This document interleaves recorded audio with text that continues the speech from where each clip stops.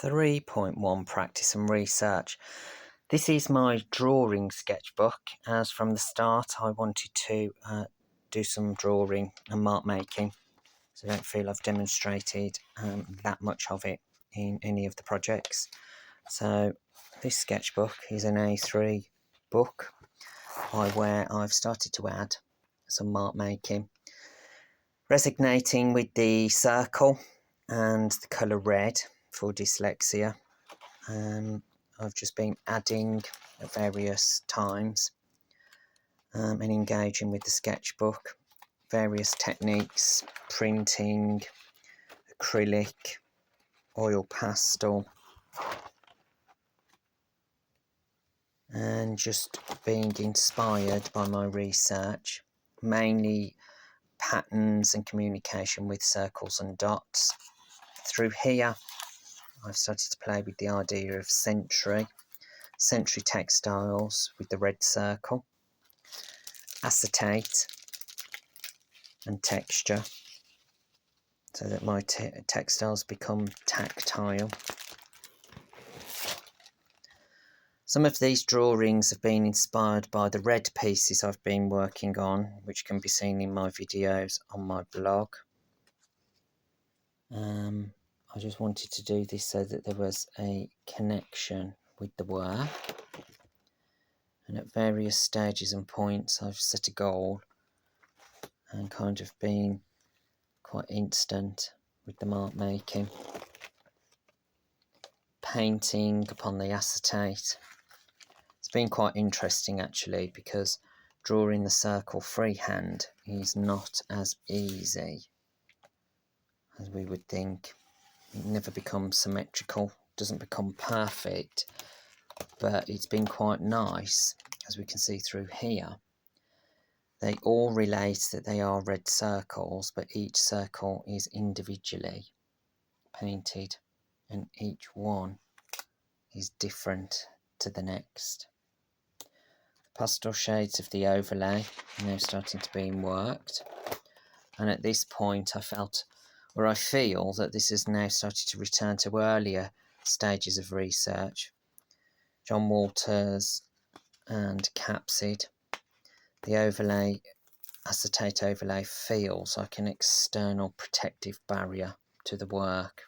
It's quite textured, and it also rustles when we move and we paint it. Again, painting on felt. These drawings, they start to make me want to touch the tactile quality.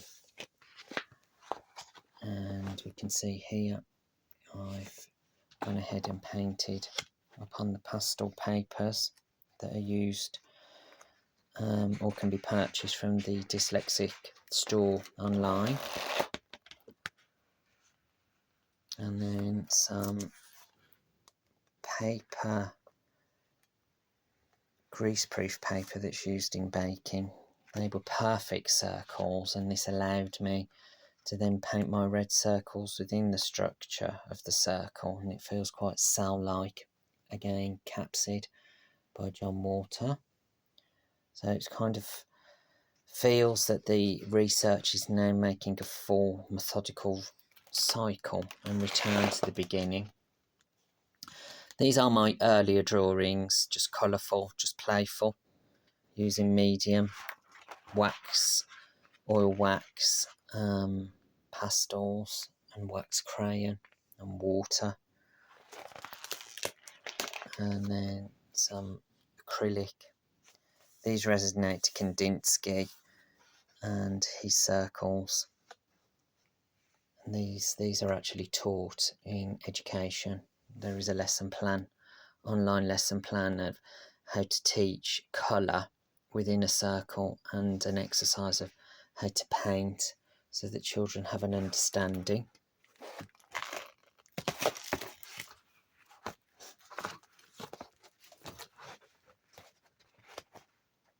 And again, nice and bright primary colours.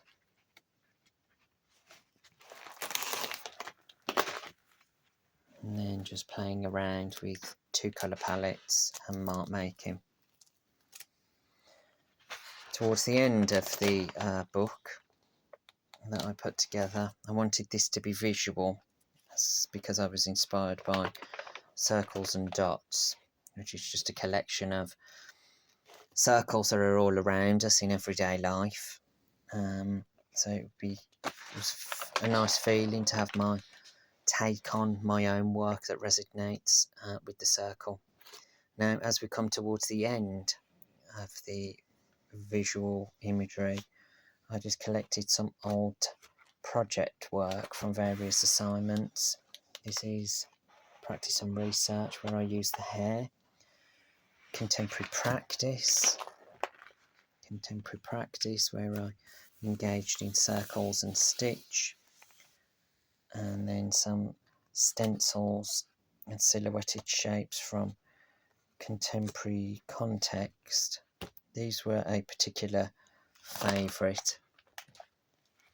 They were just simple colour analysis palettes.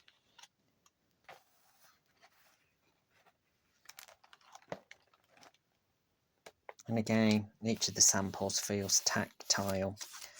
And this is now starting to push some ideas for Project 7 on working my samples and the tactility, wanting to touch, which I think might be quite a good idea as a turning point to move forward. And then some contemporary practice, some contemporary circles.